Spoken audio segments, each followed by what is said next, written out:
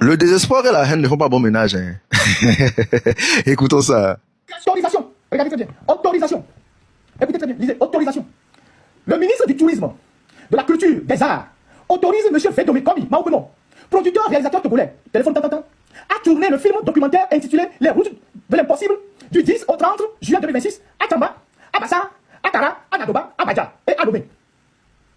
La présente autorisation ne dispense pas l'intéressé des formalités administratives en vigueur dans les localités ciblées par le projet.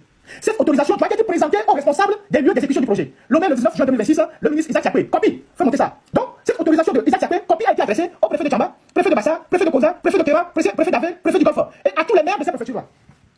Vous êtes des voyous. Vous êtes des voyous. Donc, c'est cette autorisation-là qui a permis à la boîte de production de faire des demandes de visa pour que les journalistes là rentrent sur le territoire togolais. C'est ça.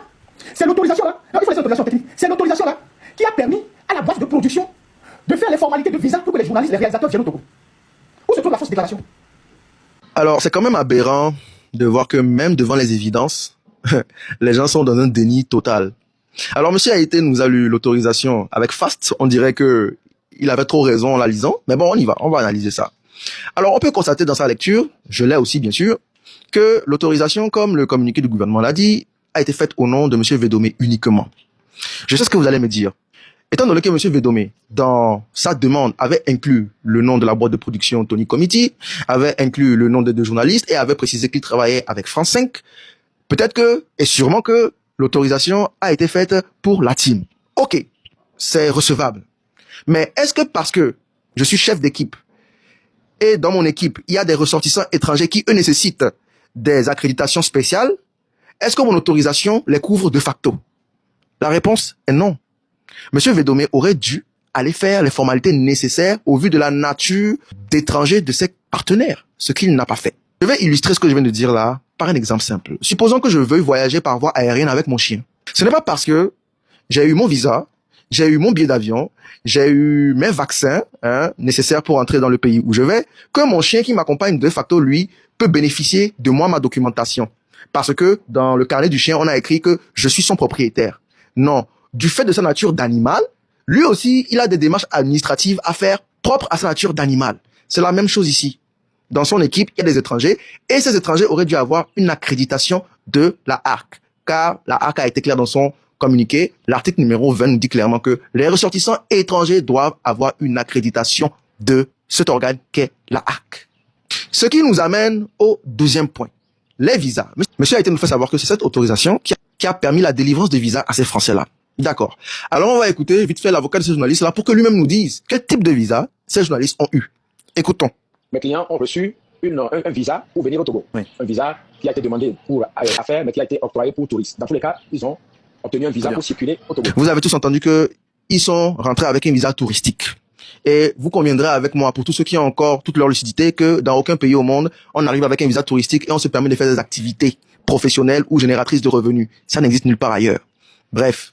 Alors, si vraiment c'était ce document qui est une demande professionnelle qui avait déclenché cette obtention de visa, vous êtes d'accord avec moi que les Français n'auraient pas eu de visa touristique, ils auraient eu un visa professionnel. Mais ils ne pouvaient pas l'avoir. Pourquoi justement? On va revenir à la ARC, parce que la ARC est claire. En ce qui concerne les médias et les presses étrangères, c'est elle qui donne l'accréditation qui permet d'avoir le visa de titre professionnel.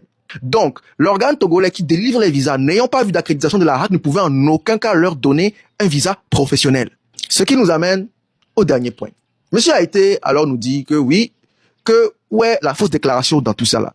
Dans l'autorisation qu'il nous a lue, il y a des zones géographiques bien ciblées où il devait aller tourner. Alors quand on retrouve monsieur Védomé et les intéressés sur d'autres lieux où ils n'avaient pas autorisation, à savoir Mango, dans la préfecture de la Binange, Machatom, où ils ont été arrêtés en flagrant délit de tournage. Ce n'est pas moi qui le dis, c'est leur avocat encore une fois, nous l'écoutons. Le 27 juillet, les clients ont été interpellés alors qu'ils étaient en tournage sur une place de marché, Machatom, dans la région de Dakar. N'y a-t-il pas fausse déclaration? Puisque vous avez dit que vous allez tourner là, et vous avez omis, est-ce que ça là on va dire omis? Vous n'avez pas dit que vous comptiez aller là-bas, alors que tous ceux qui connaissent comment ça marche un documentaire, etc., c'est un planning bien ficelé, on sait d'avance où on va. Pourquoi n'ont-ils pas dit qu'ils allaient dans ces zones-là? Question. Donc, récapitulons les infractions. On rentre avec un visa non adéquat, on n'a pas d'accréditation de l'organe qui régule la presse et les médias du pays d'accueil, où on veut exercer, et secondo, on ne respecte même pas les zones géographiques délimitées par l'autorisation que nous avons reçue. Ça fait 3 infractions qui sont là.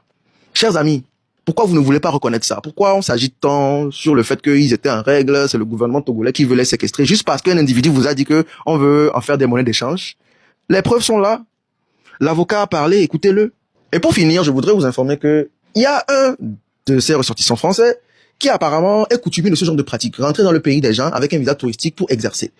Pour preuve, en 2018, ce n'est pas moi qui le dis, il s'est confié lui-même à Radio France, c'est sur le site, je vais vous afficher ça à l'écran. L'article dit ceci: le journaliste est resté une semaine sur place. Au moment de rentrer, il est interpellé par la police vénézuélienne. Et c'est lui qui parle ici en griffe, parce que j'étais rentré en touriste et que j'avais fait un documentaire. Et de dire qu'on lui a dit que s'il veut faire un documentaire, il faut les prévenir et leur dire ce qu'on va faire. Et si jamais on ne fait pas ce qu'on avait dit, ils reprennent les images. Je n'ai pas voulu les donner. Donc vous voyez qu'il y en a un qui est coutumier de ce genre de pratique-là. Rentrer sur le territoire des gens au mépris de toutes les réglementations. Donc chers amis africains, chers amis togolais particulièrement, vous qui soutenez becs et ongles ces journalistes-là, dites-moi, pouvez-vous aller dans la zone Europe et faire ce que eux ils font dans les pays des autres? C'est-à-dire rentrer avec un visa touristique et exercer une fonction sans avoir d'emmerde.